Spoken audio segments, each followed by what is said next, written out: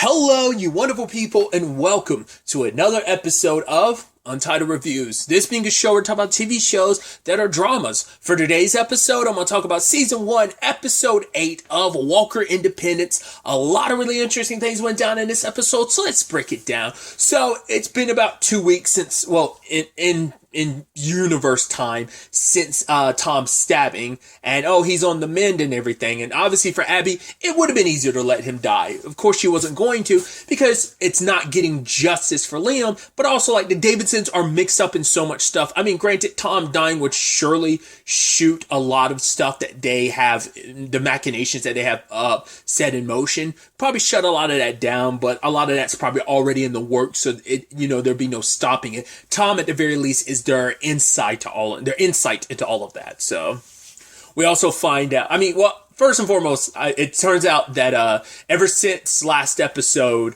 Hoyt's been helping out around the Reyes farm. Obviously, it's like, Lucia's dad died, and plus her brother, got arrested for killing their father. So they're in need of help. Plus, he wants to help because, especially his familial his family's connections to the Reyes family and everything too. So, plus he loves Lucia, but all of that, he's been away the entire time. It's like, wait, nothing's going down, no crime, no bar fights. He's like, wow, the sheriff should get stabbed more often. Even Tom was like, yeah, no one got arrested in the time I was in. So yeah, Pax Romani. It's like, yeah, it is kind of interesting. It does kind of showcase that maybe Gus is better at his job. But you would think when the sheriff hasn't been around for like 2 weeks, you think like everyone would go buck wild, but apparently not. So that's interesting. But speaking of Gus, he's been brought into the fold. So so much has changed. So much is kind of going down while Hoyt was gone. So, but it's like, yeah, Callian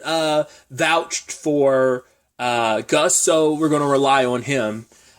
Interesting developments, though. Obviously, no developments on the front of who actually stabbed Tom. But lo and behold, Abby's sister. I was like, did we even know Abby's real name was, well, it's not her real name. Abby's her middle name, but it's Abigail's her middle name, but her first name is Mary. I'm like, did we know that? Maybe that came up in the first episode, and I legitimately did not remember her name was Mary. So when the title was like, The Death of Mary Collins, I was like, is that her sister's name? I didn't realize that was her name. But that should have been the key sign, because it's like, yeah, Mary Collins, because she's Collins is Liam's last name.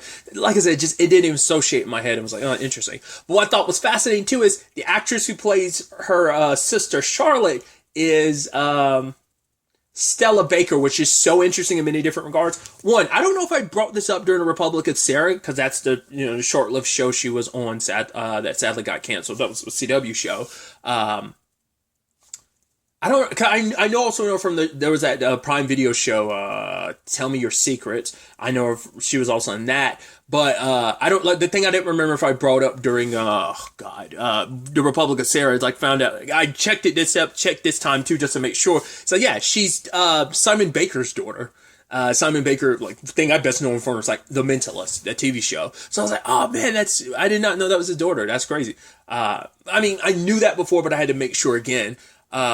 But the reason why I thought was also interesting, because once again, the actress's name is Stella, and obviously, Cordell's daughter's name is Stella. So I was like, unintentional, but it's funny how that works out like that.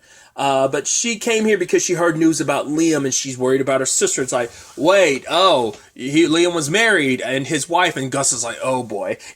Charlotte kind of came at the worst possible time, so they have to keep Abby away. Eventually, she gets set up at Hagen's, Mary does, and Abby has to fill her in. Cause I was like, are you just going to avoid your sister like the plague? It's like, no. She had brought it up previously, and they even recapped it about how her and her sister aren't on the best terms, and we kind of get more insight to that. It is a thing of, yeah, Abby didn't, I guess she couldn't really reach out to her family like she wanted to, because it would draw too much attention. You're supposed to be, Liam's dead and everything, so that probably would have drawn too much of attention if you were sending a letter signed as Mary Collins and stuff like that. But it's like, yeah, you refuse to let me or dad know. And she's even saying hey, you can come back home, use dad's money and resources to get an investigator, and you could be back home in Boston and everything can be safe. Well, we find out what their beef is.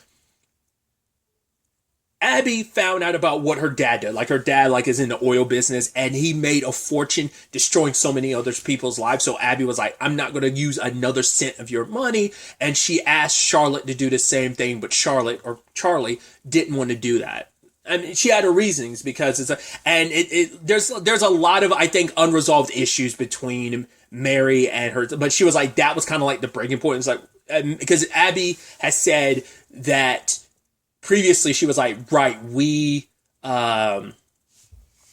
there was something said that couldn't be taken back. So I thought it was just like something her sister said, is specifically her saying no, that she couldn't like turn down, like get away from their father. Like she would continue taking money for their dad because no matter what, Charlotte was hoping like, hey, we could take dad's money no matter where it came from. We could use that money for good, but that was never like enough for Abigail. Because it's like, yeah, for her, it's like, that's still the money soaked with the destruction. It's basically blood money in her mind. And it's like, some people can like, shift that in their head to be like, it might have been bad. Money might have come about because of bad reasons, but we can use it for good. For Abby, it's like, no, it's still tainted money regardless of what we use it for. Because even if we try to use it for good, we're just compensating for it's a net negative because it's like this money's bad money and we're using it to make ourselves feel better about it being bad money. That's where I think that's where Abby's thought process is. And it's kind of sad because she kind of throws it all on Charlie being like, hey, you let me just clean up the mess you started, which Tom, continuing to be the suspicious person that he is, like every time there's a conversation, you're like, how much do you actually know and how much is you playing coy and how much is just you being in the dark? Because he's like, hey, Gus, I need you to find that guy who stabbed me. It's like, no, I will go with you and Abby to check out the crime scene because he was trying to bring not Stella. That's good. I have to stop myself because I want to keep saying Stella every time. Her having the same name as Cordell, like it's just her being on this show, and once again Cordell's daughter having the name, like because there's so many connective names between the shows, like it messes me up a little bit, and her name being Stella is just going to throw. So like, I'm actively having to be like Charlie, Charlotte, but. He wanted to bring Charlie along. It's like, oh, maybe she'll be able to view something I missed. And at the crime scene, good thing, because Abby ended up hiding a picture of herself that's amongst the wreckage. And turns out Tom just wants to thank her because it's like, hey, you saved my life. Just anyone would do it. It's like, no, not anyone would have. He's like, my own family didn't visit me in the when I was in the hospital. And you're like, he does seem like. That had already come up previously, too, that he was the black sheep of the family. So that's why he's doing all this, because he's trying to prove himself to a lot of people, specifically prove himself to his father. That's where it really... So there's a lot of dad issues. I mean, dads end up being, like, I think, a core relationship in this. Just because it's like, well, Abby has a complicated relationship with her dad. We don't know about their mom, but it might just be like their mom tends to take their dad's side, so that it's their dad that mainly came up, but they do like bring up like, oh, because later on Charlotte is like, oh, make it easier on me and come back to make it easier on me when explaining things to mom and dad by you coming home back to Boston. So though that's the only time they've really brought up her mom. Like the entire conversations have been circled around their dad this episode. But there's also like Hoyt not knowing his dad when he was younger. Now also like once again Tom and his complicated relationship with his dad. So, but we learned quite a bit, like I said, about Charlotte getting that perspective, especially with Kate. I love that Kate's the one filling her in a bit like, oh yeah, and then that basically referencing a lot of stuff that's happened in Independence that Abby's been a part of, specifically Callion's trial last episode, and it's like, yeah, it turns out it was actually Francis Reyes' son framing Callion. She's like, no way. It's like, yeah, it's like, wow. And for her, it's like the adventures here is kind of wild. She's saying that yes, Boston is kind of like the sinful, kind of dirty place that you think it is. But you kind of get to see that she isn't all that Abby, like, she has a hard time believing that the same girl she always knew is the same person that's standing in front of her. But it's also the same, like, Abby doesn't really know her sister as well as she thinks she does. Because, I mean, first and foremost, we find out that her and Mary and that Charlotte and Liam were engaged. And you're like, oh, that's weird. And it was like, oh, it was only for like 6 months or whatever that they were together. But I'm like, still, that's weird. And it's just like, oh, like your ex became your brother-in-law. I'm like, that's all kinds of complicated. I think by then they already had like their relationship was already strained already just because of everything with their dad. But it's like, especially because Abby was throwing in her face like, oh, you use your money to try and control Liam, which she does talk about it later on. It was an arrangement. And I was like, is that what I think it's supposed to? Like the fact that she's saying it's an arrangement, but then he actually fell in love. I was like, wait, are you? And then her and Kate make out, and I'd assume had sex. And you're like, wow. So I was like, interesting. And she's like, Abby doesn't even know. Because she's like, yeah, my private life is my private life. I was like, interesting. So I was like, right, Liam didn't mean anything. Like, I mean, you probably cared for him, sure, but, you know, it still probably is. It probably complicated your situation when he fell in love with your sister. Because it's like, right, we had a thing, kind of an arrangement going, and you kind of went back on that to some extent. So I was like, that's so fascinating. They were also trying to figure out, like, okay, so what are we going to do? How do we handle this whole Mary Collins situation? And it's like, well, Hoyt knows, like, God, what the name did they give him in this time frame? The morgue person. It's like, yo, well, he keeps a couple bodies on reserve, and Kate's like, I'm afraid to even ask, but why? It's like, because he sells the skeletons to, like, a school in like Waco or something like that. Get your mind out of the gutter. So it's like, all right, so let's get a body from this morgue person. Then we'll just pretend like it's Abby, Mary's body, and they got to make sure that Tom searches and finds it. So as a search party's looking out, they put the body out there. Left it Liam's ring on it. Well, her ring, because unfortunately, fortunately and unfortunately, Hoyt ended up taking it, but it's like, yeah, Tom dug up the body before I could put it back, so it all works out in the end. So now I was able to place it on the body, and obviously Charlotte is selling it by crying, and it's like, there is some tears there because it is legitimately like, right, it is like her sister is dead, but Kate's like, not dead, reborn. Because like, yeah, the Mary that she knows is gone. The person standing in front of her is Abby, you know? So it's like, and she's proud of like who her sister's become and how much of a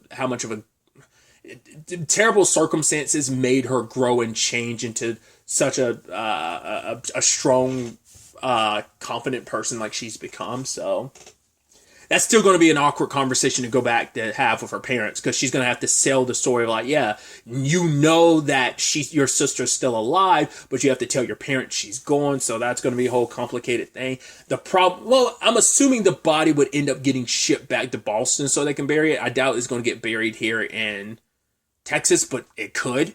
So that could be a situation where, like, I don't think they'd have any reason to come down here. Like, they probably could just have the body shipped over to Boston. They probably don't need it, like, need to go down there to claim, you know, so. But maybe it's just like, yeah, before that's all fully cemented, because she's dead officially in Texas, they made sure to show that. So it's like, you know, that way they get a little wiggle room around it in case, like, when it's like, actually, I'm still alive, mom and dad, don't worry about it, type of thing in Boston, so. But along with all of this, you also have Abby now wondering whether or not Tom, this is something I brought up maybe like episode 2. I was like, what if it really wasn't Tom? But then there's stuff I'm like, no, it seems like it's definitely Tom. It's like, I should have trusted my instinct. It felt too easy to be like, oh, it's Tom. Now don't get it twisted. Tom is up to some nefarious, terrible things, but there is a good chance either the guy that Abby bumped into is the actual one, or,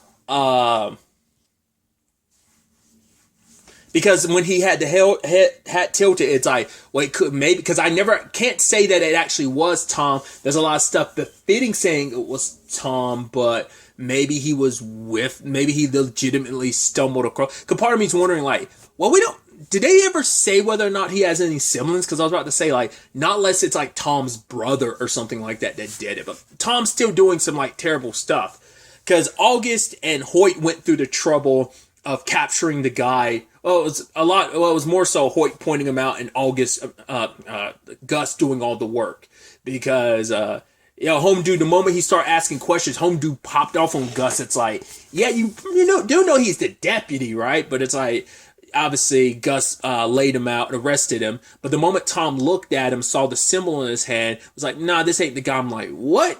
I was like, the way he was acting suspicious, like, you know it's him. Like, are you letting the guy go for, what is it? Like, at first I was like, could it be the wrong guy's like, he had nothing to do with the stabbing, but maybe you know him from something else and you're like, let him go. Oh, it's just so that Tom could ask him some questions, because he's like, I know you're not going to break through conventional means, so I'm going to torture you. And I guess he figured, like, whatever answers you have, I don't want Gus to be around when you give those answers, because they might spill the beans on some of the stuff I'm up to.